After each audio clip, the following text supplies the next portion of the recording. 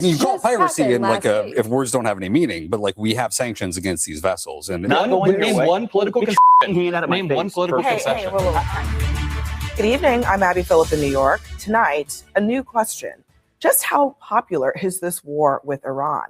President Trump says that the war with Iran could take days at first if he wanted to, but then he said it would be weeks. And now he says that now that it's carried into its third month, despite higher gas prices at home and plummeting polls at home as well, Pete Hegseth is saying that America is right behind the president.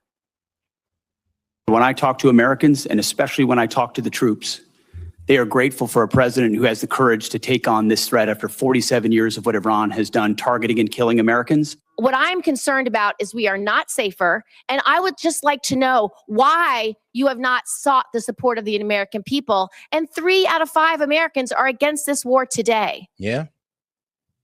I believe we do have the support of the American people, and we have briefed regularly what. I'm sorry, but you're losing the support of the American people, especially since people are seeing close to $5 a gallon on the east side. Like, guys, I just went to go fill up $4.79, which, I mean, guys, yes, I can afford it, but bruh, I'm paying $4.79 on my birthday. That's tough. That's tough, but still a good day. What this mission looks like and why it's critically important that we undertake it. You don't care whether When the American people support this war. The American people are quite smart. They understand and see through spin. They know that a regime that says death to America. Hey, shout out to my man Noah Jordan for the baller alert. All right, he says, happy birthday, S.E.T. Hope your birthday wishes for the bullshit war to be finished. Man, I wish it would end today, man. Look, if it would have ended today, I wouldn't have been paying $4.79 a gallon for gas on a full tank. And my tank holds about 12, so you do the math. It wasn't very nice. Oh, seeks nuclear weapons and the ability to deliver. Did they lie about the range of their missiles? Dog. Yeah, Pete Hegseth wasn't acting macho. He was playing a macho person on TV. He is not actually macho. We are dealing with a war that is failing on a daily basis as Donald Trump has taken his machismo. Because he was performing. It was a performance for He's Donald the expert. Trump. Didn't you know? Yeah, I was wondering. Donald Trump, it's very impressive. He's taken his 2 largest campaign promises. No new. Hold on, man. Hold up. Shout out my man Monty. Ain't no way. Shout out Monty, dog. Hold up. Happy birthday. He said, hopefully you can get gas. And my man sent a $500 on the Venmo. And shout out to my man Gaming, man. Hey, yo, bro, Gaming. You know I always appreciate. He said, sorry I don't have more, but remember, old is the gold. Gray hairs is the gold. Congrats, man. Hey, facts. I appreciate that, dog. Hey, man, I truly appreciate you guys. And you know what? I don't say this enough. I really don't, but I truly do appreciate you guys. No matter the arguments we get into and heated exchange, you got to honestly understand. I appreciate you guys. I honestly do love you guys, regardless of our disagreements.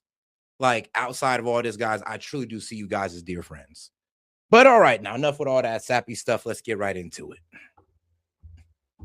Wars and lower prices, ending inflation, and he's messed both of them up. He started a new war that spiked inflation, and now this war is actively failing. An interesting statistic is that Americans have spent collectively $23 billion extra dollars on the gas pump, and that's money that could have gone towards daycare, towards childcare. We'll sit here and you'll laugh at Americans spending money, but the reality is we are failing this war. The purpose of a war is to extract political concessions from the enemy. Can you name a single political concession we've gotten from them?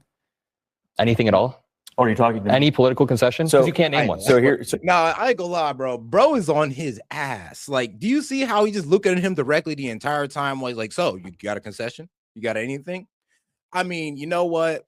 When I was watching this the first time, I was like, I would not be surprised if Scott Jennings got up and low-key got in his face, because he is low-key like in his face trying to grill him. But he has a really good point. Can you name any concessions?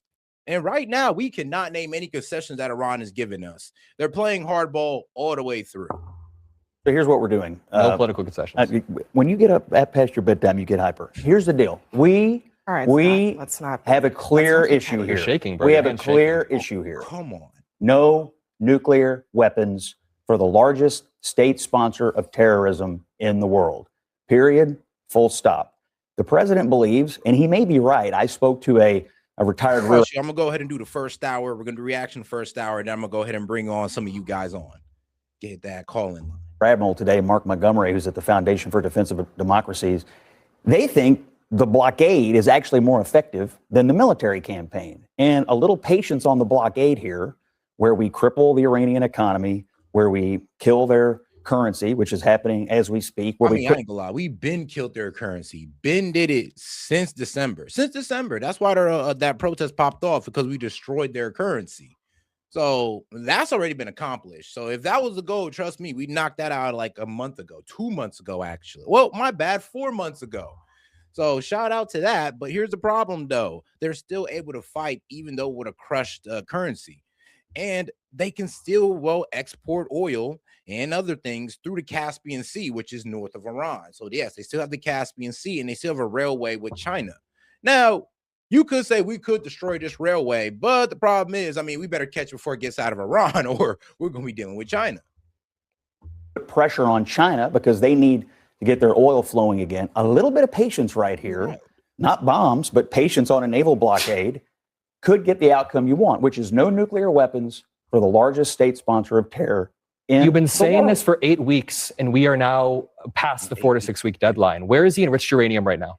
It's under rubble. Where is it right now? In the United States or Iran? Iran still It's has the under enriched rubble. uranium. They still have the scientists scattered across their country, and they have all of the blueprints in the cloud. You can sit there and act confused, but you can't name a single political concession It's that not we've over gotten from yet. Iran. It's not over yet. Okay, but also on that fact, why are we talking about the strategy of this? This isn't a legal war. This is terrorism. We are turning our military into pirates. We are seizing civilian vessels. Additionally, Sanctioned Iranian vessels that have gone through a DOJ process. And here's the thing, I always like to be a little bit charitable, but yeah, that's the problem. Putting a blockade on top of a blockade wasn't the best move, because now, I'm gonna be honest with you, nothing is getting through. So no Iranian ships. I mean, the shadow fleets is somehow still getting through, but no official ships by a nation are getting through the Strait of Hormuz because of the Iranians, and the Iranians can't really get through too much through. Not even really the shadow fleets, because those are barely making it through because of the naval blockade.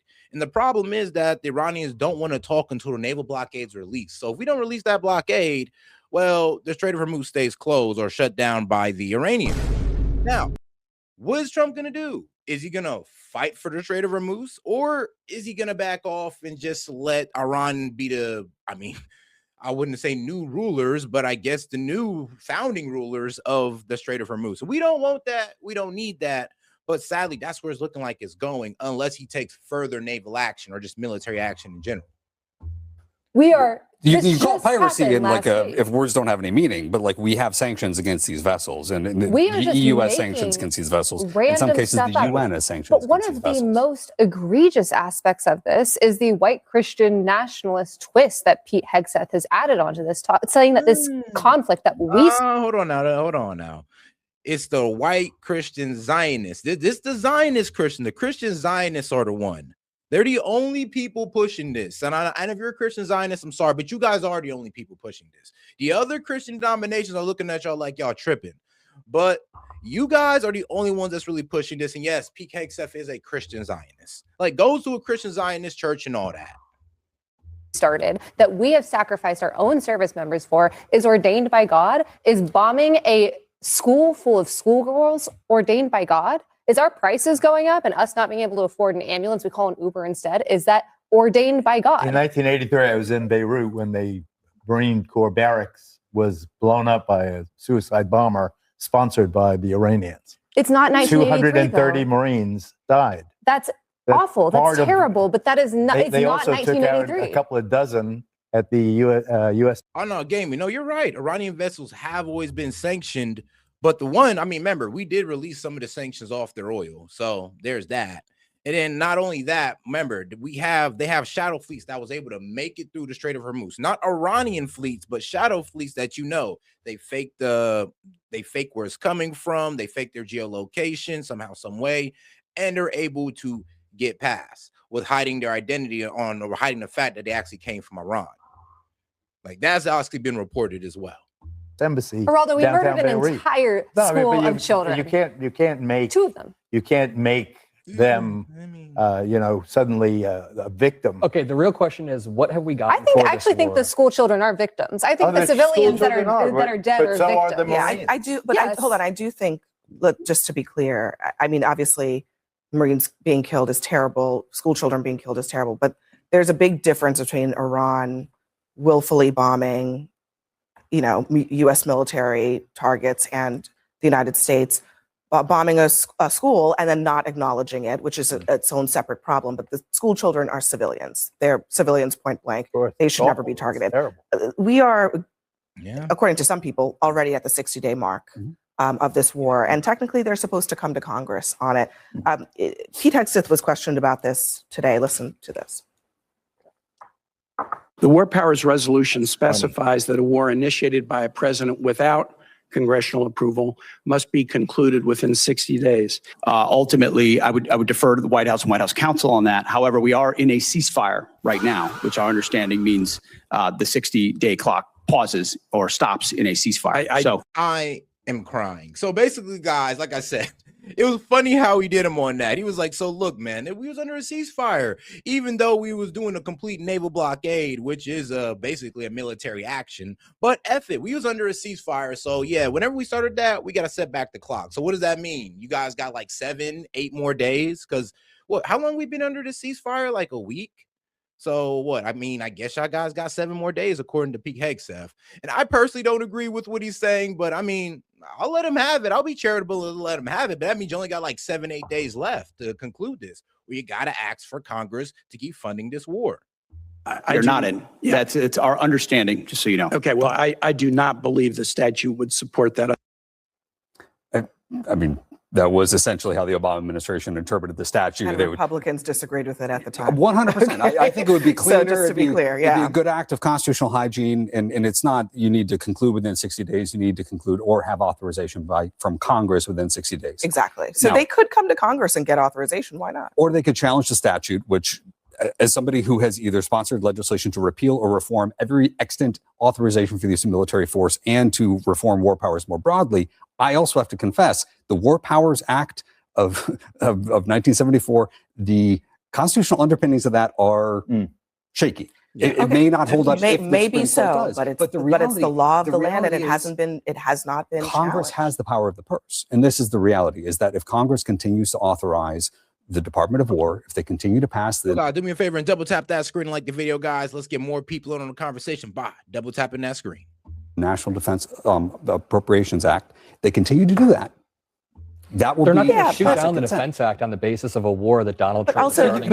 Why would we shoot down all of our defense? The National Defense Act. The National Defense Act comes up once a year. I think it's probably this year. It's usually toward the end of the year. They also are requesting a supplemental. They're requesting a supplemental, but they haven't actually done that fully yet. And I do think it raises the question, do they just get to pause this thing whenever they feel like it, even though there is an active blockade? And a blockade involves the U.S. military threatening with force that if any act of war. Yeah, it is considered an act of war. So how does that not count? I think that interpretation, however, is subject to reasonable acceptance interpretation. If indeed there is a ceasefire, don't you want to encourage the ceasefire? Don't you want to encourage this peace? Yeah, but there's also a naval blockade, which is by definition not a ceasefire. But also, still in war. We're talking legalities when it comes to war powers and all this. Yeah. This is bird law, right? It is not governed by reason. You can't get... No, it's always funny. What do you mean? Fans here. That wasn't the best answer, but no, we are arguing on legality of it. It's like, so what? Is this technically, since we're not trying to make bombs, is that a ceasefire, but we can still do a naval blockade during a ceasefire? Like, at that point, we're arguing what constitutes a ceasefire. And if that's the case, then I'll just give it to Hegseth. I'll be like, all right, man, if say playing semantics, we'll go ahead and let y'all continue y'all little bombing campaign. But we're just going to say you got like 7 days left. And I'm not sure what you can do within them 7, 8 days, but hopefully you get it done, because then you got to go to Congress. So Lord knows Congress ain't giving it to y'all.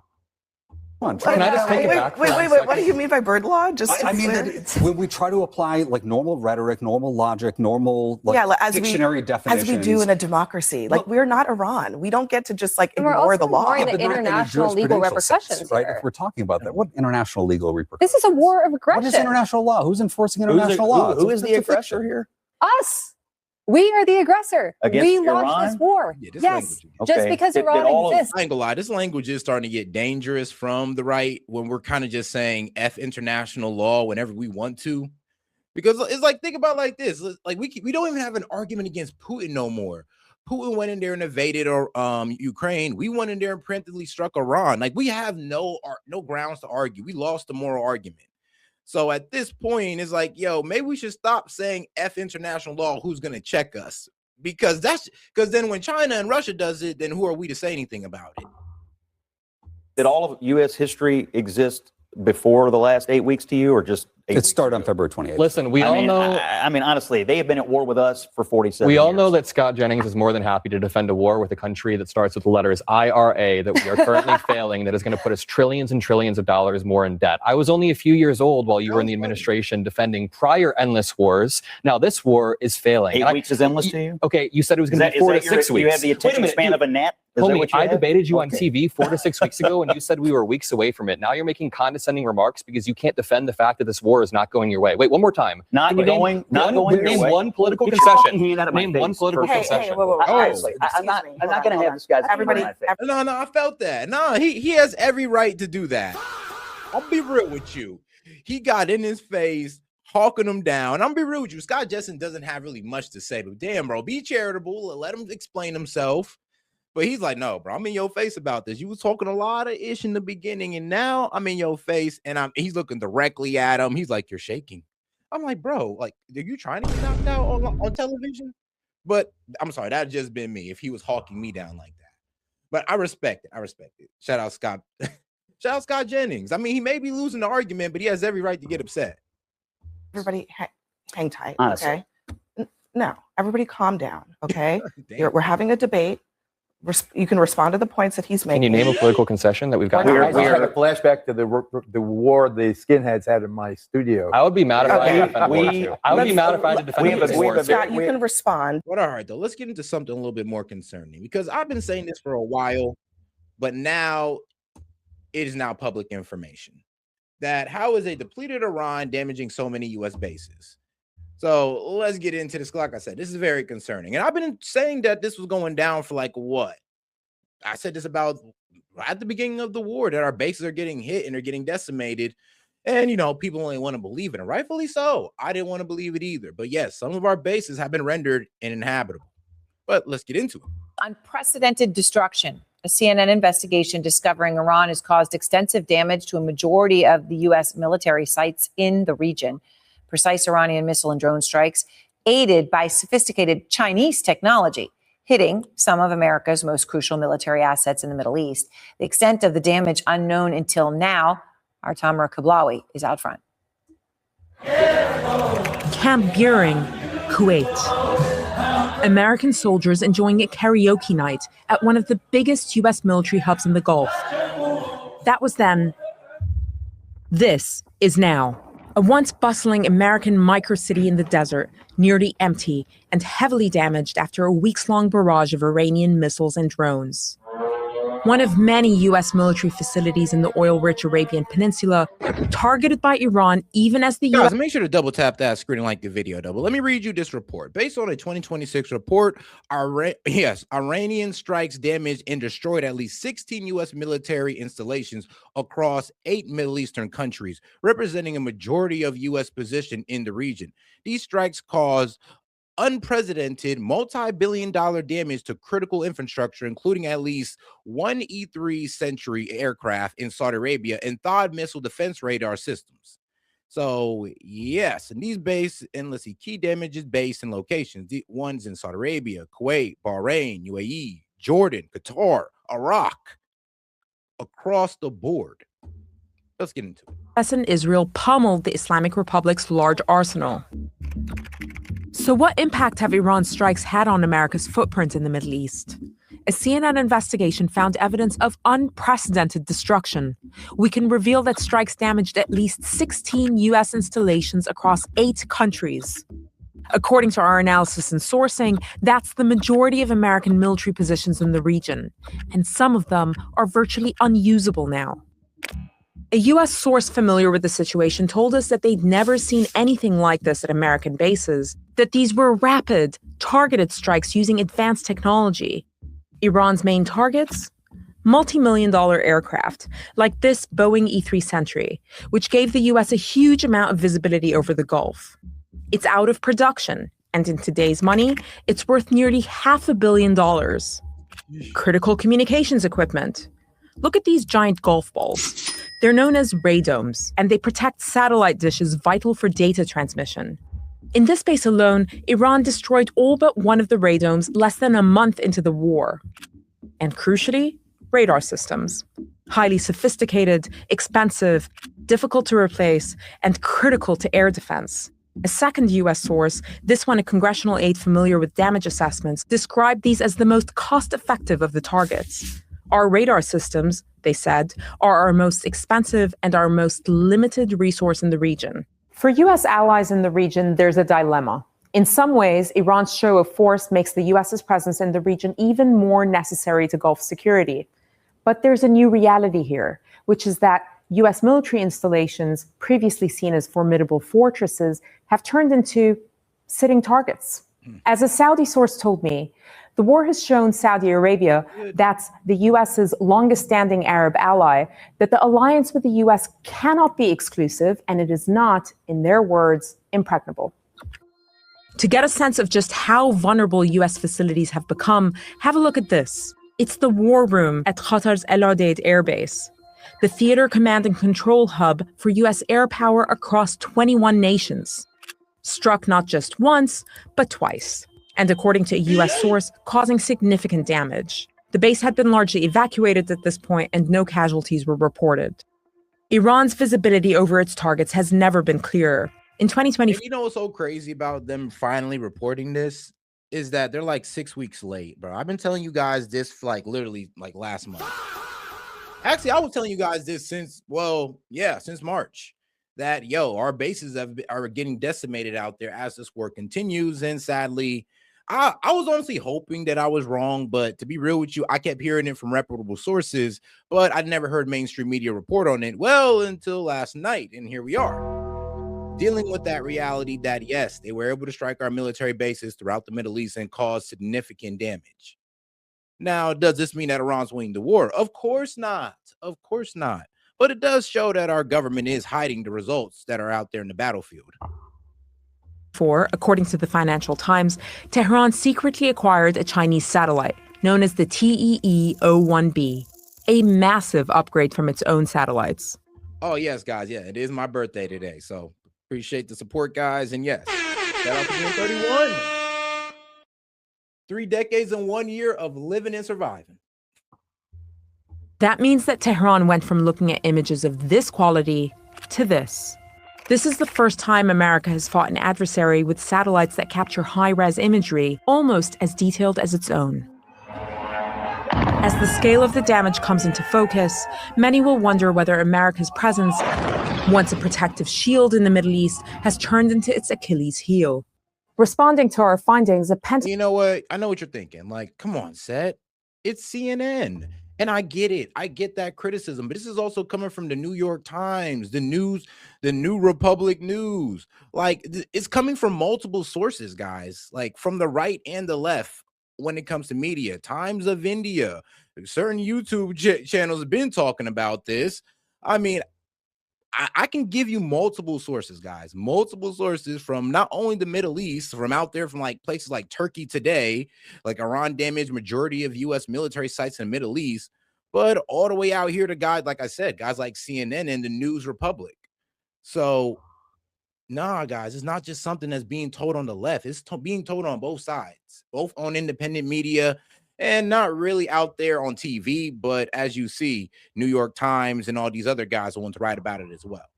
So, like I said, this is not coming from CNN, guys. It ain't just coming from me. This is coming from multiple reputable sources.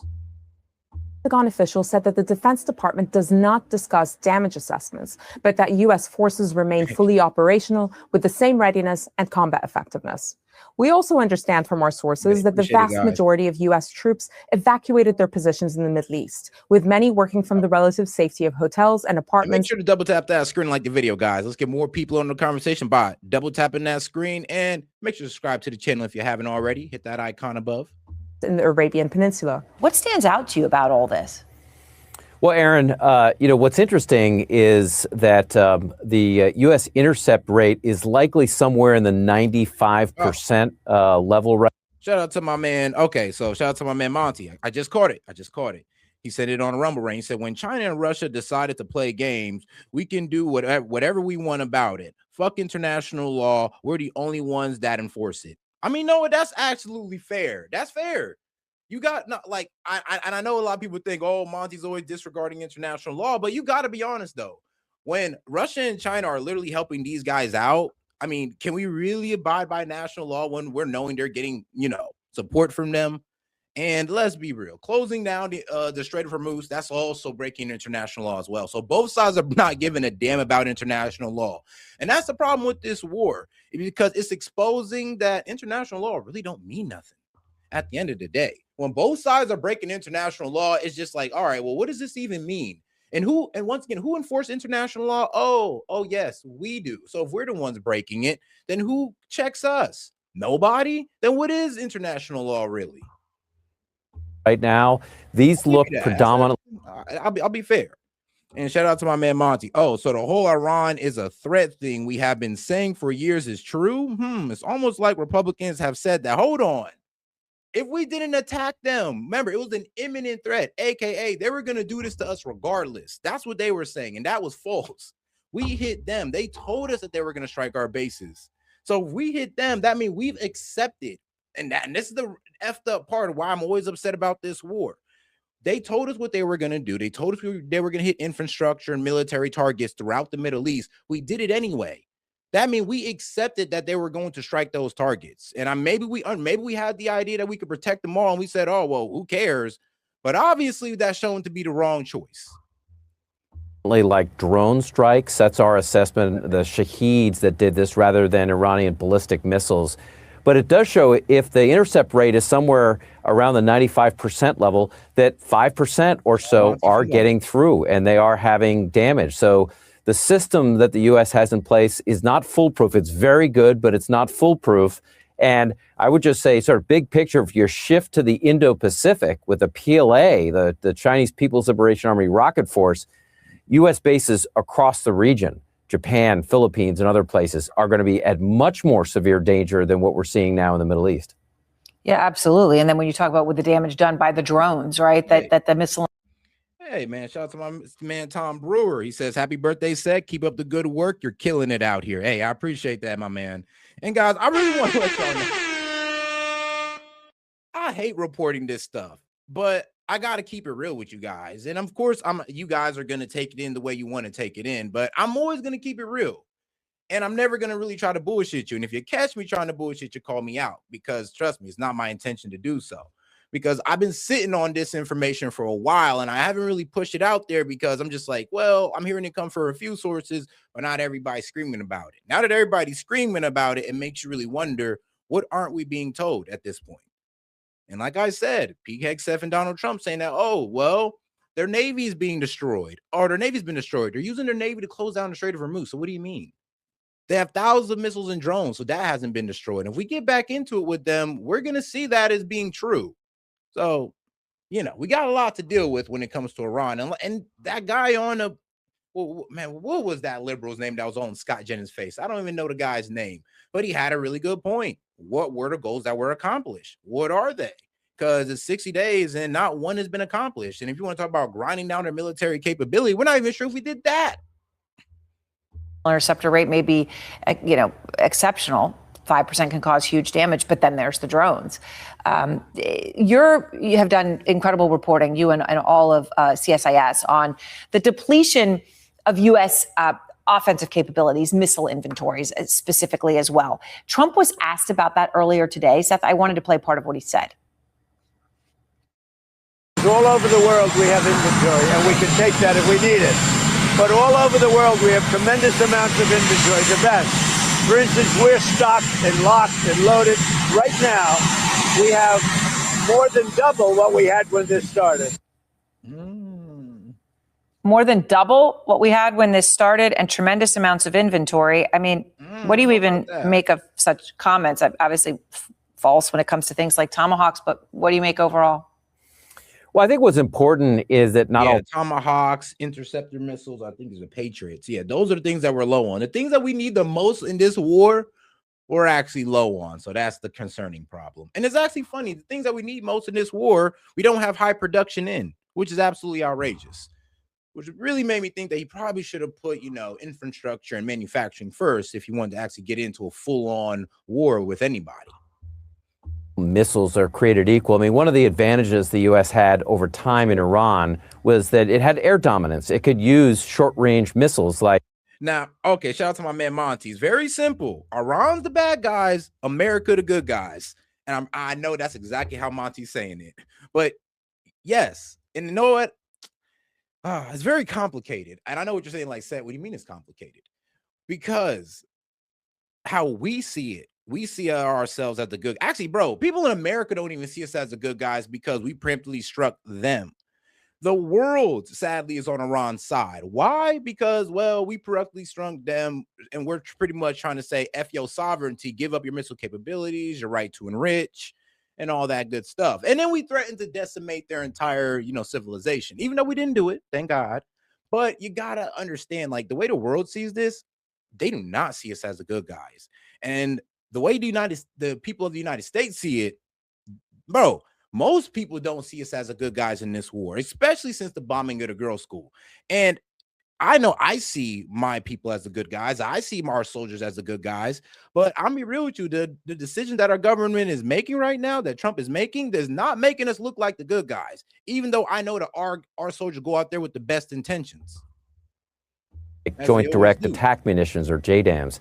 The problem that the U.S. has in the Pacific right now is it's going to have to use long-range missiles because the Chinese have such extensive capabilities to hit targets in what we call the first and second island chains, like out to Guam. And there, the U.S. stockpiles of long-range munitions, like Tomahawks, like JASSMs, like long-range anti-ship missiles, LRASMs, they are in very limited supply right now. And the same thing with interceptors. So what really matters in this discussion is not missiles per se. It's not helpful to talk about missiles in general. It's the missiles you need to deter in specific situations. Which I think is just so crucial. And what you lay out there is so important. And it's important for Americans to understand all of this and the truth. Obviously, what he said there is at best extremely misleading about something so important for national security. He also talked today, Seth, about something about Iran, right? What does Iran really have left? Okay, the military. And he was very specific. Here he is. We get the radical left to say, we're not winning. We're not winning. They don't have any military left. It's unbelievable. It's actually, I believe it's treasonous. Okay, you want to know the truth? It's treasonous. And he said that Iran they've got nothing left. Okay, you've looked specifically at that, and you found that Iran does still have a lot left when you look at drones, you look at missile launchers. Yeah, this comes from our own intelligence. So our own U.S. intelligence and, the CIA wing of the Pentagon, which is the DIA, Defense Intelligence Agency, both of these guys are telling us that actually Iran still has a good amount of their Navy left. They still have thousands of missiles and drones that are still a problem. Oh, yeah, and they have these underground bases that we have no way of hitting, and they're still able to make drones and missiles under these bases. Oh, and did I mention we have no way of hitting them? So, yeah, we got a problem here. And this is what our intelligence is telling the president. And apparently they're just not trying to hear it. Aaron, I mean, look, there's no question, first of all, that Iran has its capabilities across the boards are degraded.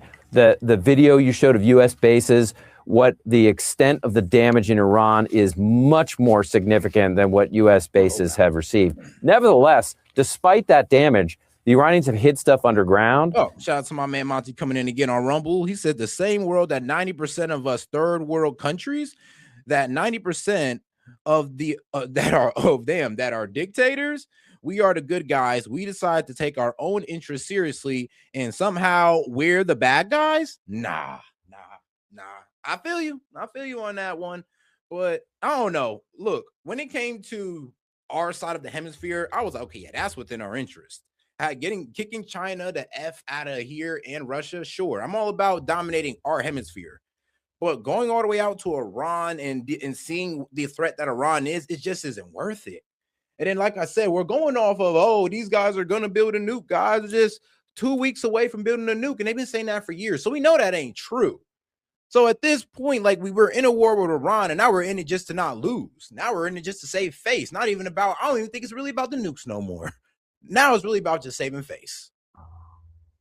So they still have 40% or so, our assessment of their drone capabilities left. And then 90%. Hey, yo. All right, maybe like 50% of the world has some type of authoritarian figure or dictator. 50. Maybe 60% or so of their missile launchers. So they do still have the capability to fire missiles and drones, and that makes it